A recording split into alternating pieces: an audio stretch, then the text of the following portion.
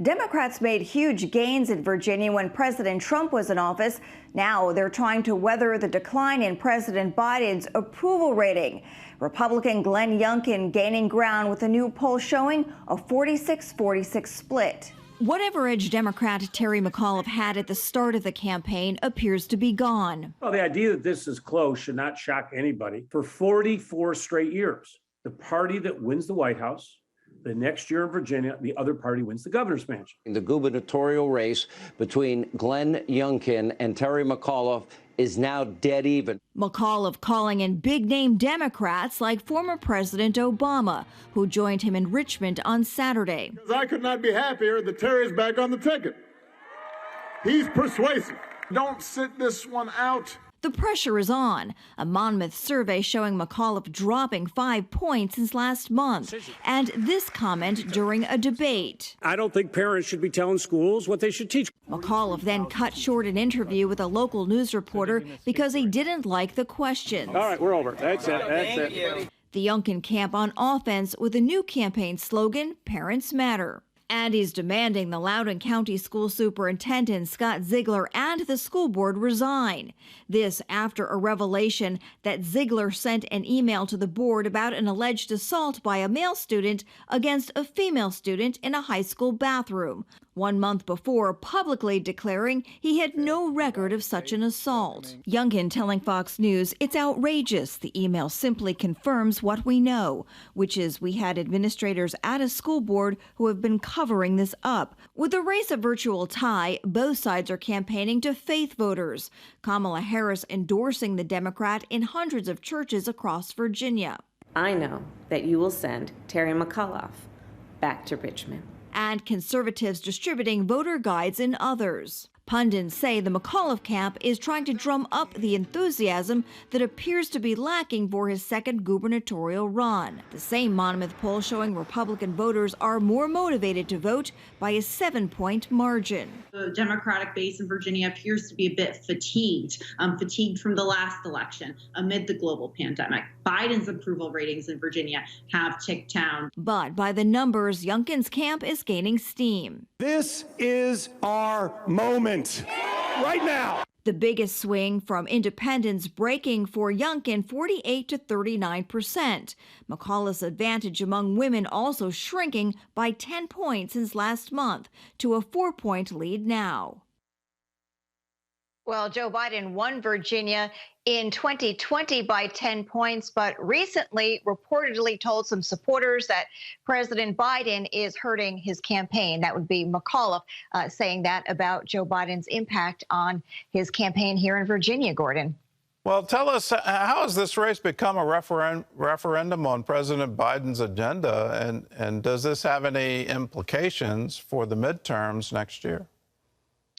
Well, certainly there's a lot of talk about those midterms right now. It appears that Joe Biden could literally be dragging down Terry McAuliffe with him because this race is so nationalized that everybody is paying attention to it. So if you watch the polls, you could almost see the direct line between Joe Biden's polling numbers really slipping and McAuliffe's going down little by little along with him. We've got a new USA poll this morning that says the race still is dead even. We've got McAuliffe now at 45.6%, and we have Youngkin at 45.2. So you've got the margin of error at 3 or 4 points, and who knows, who's going to win this race? It's a total toss-up. And basically, the referendum, the issue is Joe Biden has so many problems that everybody knows about, and the Democrats at large are probably going to get some of the blame, including Terry McAuliffe. So the southern border, you've got Afghanistan, you've got inflation, you've got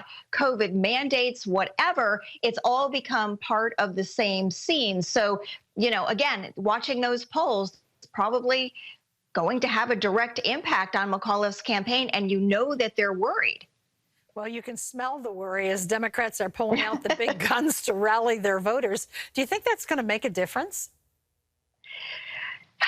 It may or may not. Again, President Biden is doing so poorly with the voters, but what they're hoping is the power of the presidency can help save the day. So you have Joe Biden. He'll be in Virginia, campaigning with Terry McAuliffe today.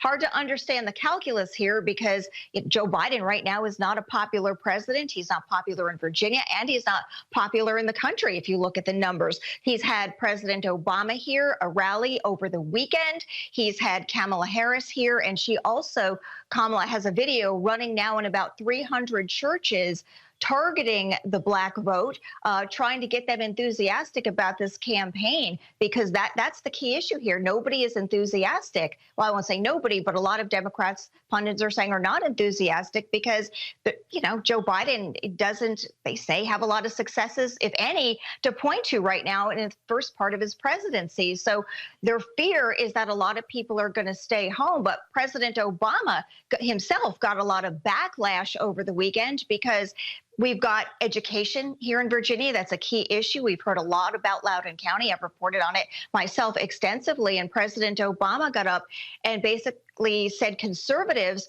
are sort of feigning outrage, particularly after 2 alleged rapes at 2 Loudoun County schools. So that's getting a lot of blowback on social media and elsewhere. So whether or not they're actually going to help Terry McAuliffe remains to be seen. But I don't know what the calculus is.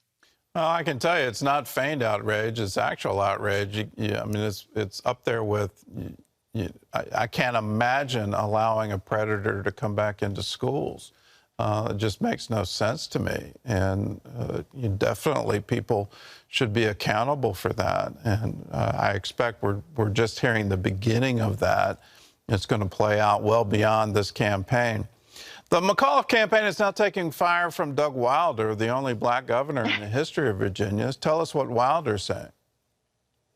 Well, he's not very happy with McAuliffe either. It's clear he's not impressed. He kind of have a laundry list of things in a surprise attack over the weekend. He says that Terry McAuliffe and Democrats are taking the Black vote for granted. He says he's upset that they're not paying attention to Black universities and Black colleges, that it's not a priority for Terry McAuliffe, while Glenn Youngkin has actually made that promise that it will be a priority. He accuses Terry McAuliffe of flip-flopping on Governor Northam. You recall in 2019, photos surfaced that had blackface in it. People said it was Governor Northam. He never admitted to it, but he did call on Governor Northam, or Terry McAuliffe called on Governor Northam to resign back in 2019. And here in 2021, he says he is honored to have his endorsement. So, yeah, I don't think that campaign expected this attack from Doug Wilder, but it's certainly not going to help his cause with the race so tight. All right. Well, Tara, thanks for joining us. You can get the latest news, and we're going to have special election coverage on election night where you can have county-by-county totals for both Virginia and New Jersey. These are elections, off-year elections, but they obviously have national implication. How do you get that coverage? Just download the CBN News app. Do it today. Hello, I'm Gordon Robertson. Thanks for watching the video. Be sure to like, subscribe, and hit the notification bell for more encouraging videos like this one. Welcome to the 700 Club Interactive family, and God bless you.